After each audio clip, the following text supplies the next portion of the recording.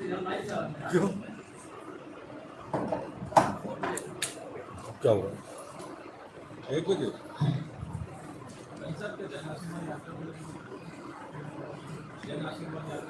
सब बोलेंगे, स्टार्ट तो हो जाए राकेश जी, बोलेंगे भी और आप जो पूछोगे उस पर भी बोलेंगे।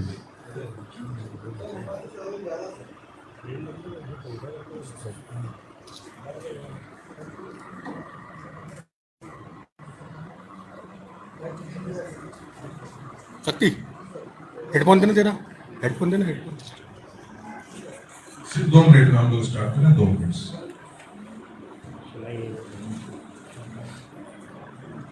आवाज ज्यादा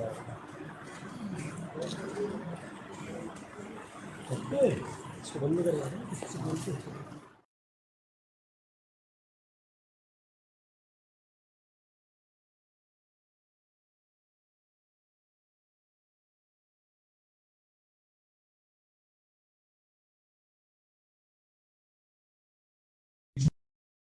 हरदीप धर्म जी, भारतीय जनता पार्टी की प्रदेश प्रवक्ता नेहा बक्का जी, हमारे साथी मिलन भार्गव, शिवम शुक्ला और मैं नरेंद्र सलूजा आप सभी के बीच में उपस्थित हुए हैं। आज सिख समाज का एक बड़ा महत्वपूर्ण दिन है, क्योंकि आज ही के दिन 1604 में श्री गुरु ग्रंथ साहिब का पहला प्रकाश पर्व हुआ था और उसको हम बड़ी धूमधाम से पूरे विश्व का सिख समुदाय मनाता है। सिख धर्म में श्री गुरु ग्रंथ साहिब को जीवंत गुरु का दर्जा दिया गया है। मानवता का संदेश है, भाईचारा का संदेश है और इसी संदेश को धारण करते हुए गुरु ग्रंथ साहिब की वाणी में मानवता के, इंसानियत के ऐसी बातों को लेके जिसके माध्यम से हम समाज में निरंतर काम करते हैं। लेकिन हमको यह भी याद है कि जिस प्रकार से आज हमारे लिए तो ऐतिहासिक दिन है, लेकिन हम यह नहीं भूले हैं कि 84 का जो सिख नरसंहार कांड हुआ था उसके दोषी आज भी खुलेआम घूम रहे हैं। वो कौन लोग हैं? जब तक हमको न्याय नहीं मिलता, हमको सजा नहीं मिलती, जब तक हम चुप नहीं बैठेंगे, क्योंकि उनकी कारगुजारियां प्रतिदिन हमारे सामने आती है। किस प्रकार से कत्लेआम किया गया, वो कौन लोग थे? आज भी कांग्रेस पार्टी ऐसे लोगों को संरक्षण देकर महत्वपूर्ण पदों पर बिठाए हुए हैं और उनके बारे में कई खुलासे हो चुके हैं। हम तो आज के दिन, इस पवित्र दिन, प्रदेश के हर सिख समाज के व्यक्ति से यह गुजारिश करेंगे कि ऐसे व्यक्ति को कतई मजबूत न करे। आपका एक एक वोट कीमती है। जो सिख नरसंहार से जुड़ा हो, आपका वोट ऐसे व्यक्ति को मजबूती प्रदान करे जो 84 का दोषी हो, तो कहीं ना कहीं हम भी गुनाहगार होंगे और ऐसे दुष्ट व्यक्तियों के साथ हमें खड़े नहीं होना है। इस महत्वपूर्ण विषय पर प्रकाश डालने के लिए मैं आमंत्रित कर रहा हूं मंत्री हरदीप धर्म जी को। वे प्रकाश डालें।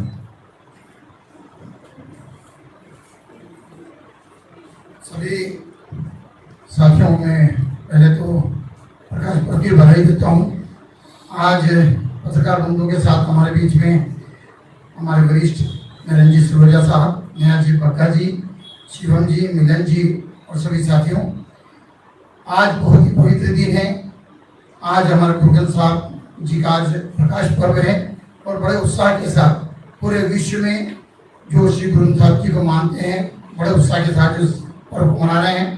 जैसा भी नरेंद्र जी ने जो आपको जो पॉइंट अभी रखे हैं, मेरा आपको थोड़ा सा पीछे ले जाने का एक आपके जरिए से चाहूँगा कि 1984 को आप अगर याद करें, जब वो दंगा 84 दंगा जो कहलाता है, उसमें जब हम याद करते हैं तो दिल दहल जाता है कि ऐसा कांड जो पूरे विश्व में कोई घटना ना घटी हो, ऐसा कांड 84 में सिख दंगों के रूप में जो किया गया था, उसमें हमारे सिखों भाइयों के ऊपर उनके गले में टायर डालकर उनको जिंदा जला दिया गया, उनकी हत्या की गई, उनकी आंखें निकाल दी गई। ऐसा कांड जब होता है तो दिल दहल जाता है और ऐसे उसके पीछे, ऐसे कृत्य करने वालों के पीछे एक राष्ट्रीय पार्टी जो कांग्रेस के रूप में जानी जाती है, उसमें उसका हाथ जब होता है तो एक ये आम व्यक्ति के सामने ऐसी बात लाना भी आज जरूरी है। और अभी कल सीबीआई ने जगदीश टाइटलर के ऊपर अभी चार्जशीट जो करी है, आज वो भी आपको जानकारी देनी थी। और आज वर्तमान के दौर में कमलनाथ जी के नाम पर जो एक प्रदेश के अध्यक्ष के रूप में कांग्रेस के काम कर रहे हैं, पूर्व मुख्यमंत्री हैं, और कांग्रेस द्वारा उनको जो कहीं ना कहीं प्रोत्साहन दिया जा रहा है, तो उसमें 84 के हाथ में जो उनका योगदान रहा है।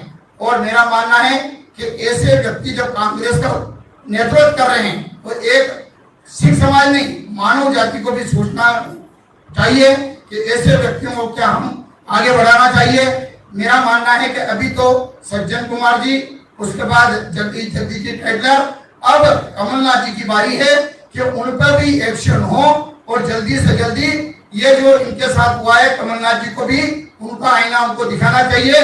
पूरे मध्य प्रदेश की, पूरे हिंदुस्तान की, पूरे विश्व में जो सिख समाज को जानते हैं, मानते हैं, वो अच्छी तरह जानते हैं कि कमलनाथ जी का उसमें क्या हाथ था। उसके पीछे अभी हमारा जो एक आयोग बना था पहले, उस टाइम पे क्लीन चिट जो देने की कोशिश की गई थी। और मेरा मानना है कि अभी सिसरा साहब ने, जो हमारे बहुत ही सिख समाज के वरिष्ठ हैं, उन्होंने गृह मंत्रालय से एक आदेश पारित कराकर जो ये फाइल पुनः खुलाई है, उसमें संजय पुरी जी को भी एक गवाह के रूप में, मुख्तार सिंह जी के एक गवाह के रूप में अब वो गवाह देने को जो तैयार हैं। तो मेरा मानना है कि ऐसे संहार करने वाले व्यक्तियों को एक प्रदेश के सामने, पूरे हिंदुस्तान के सामने, जो पुराने व्यक्ति तो जानते हैं पर नई पीढ़ी को भी बताना जरूरी है। तो हम ये कह सकते हैं कि ऐसे व्यक्ति को जो नरसंहार का एक अपराधी हो, अभियुक्त हो, तो उस पे आने वाले दिन में उनको जनता के सामने बीच में ले जाना आज हमारा ये मुख्य कारण था।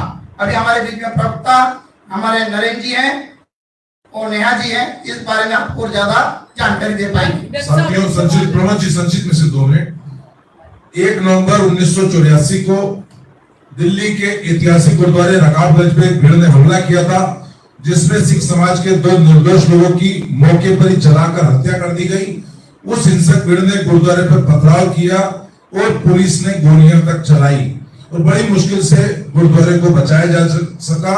आग लगाने का भी प्रयास किया।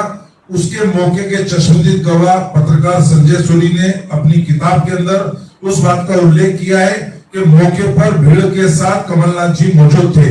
साथ ही जो मुख्तार सिंह गवाह है, जिसने नानावटी आयोग के समक्ष भी अपनी बात को रखा कि मौके पर भीड़ के साथ कमलनाथ जी मौजूद थे। कमलनाथ जी चश्मदीद गवाहों ने स्वीकारा उनकी मौजूदगी को। और जिस प्रकार से संजय सोनी पत्रकार ने लिखा, और साथ ही कुलदीप नैयर की किताब भी हमने देखी होगी, जिसमें उन्होंने उल्लेख किया कि उन्हें स्वयं कमलनाथ जी ने बताया कि भिंडरा वाले से वो मिले थे, राशि भी देते थे, आतंकवाद को पनपाने का भी काम उन्होंने किया, उसमें भी उनकी भूमिका थी। क्योंकि पंजाब में अकाली और जनता पार्टी की सरकार थी, कहीं ना कहीं कांग्रेस का दखल चाहते थे, सत्ता चाहते थे। सत्ता की लोलुपता के लिए आतंकवाद को भड़काया गया, 84 का नरसंहार किया गया।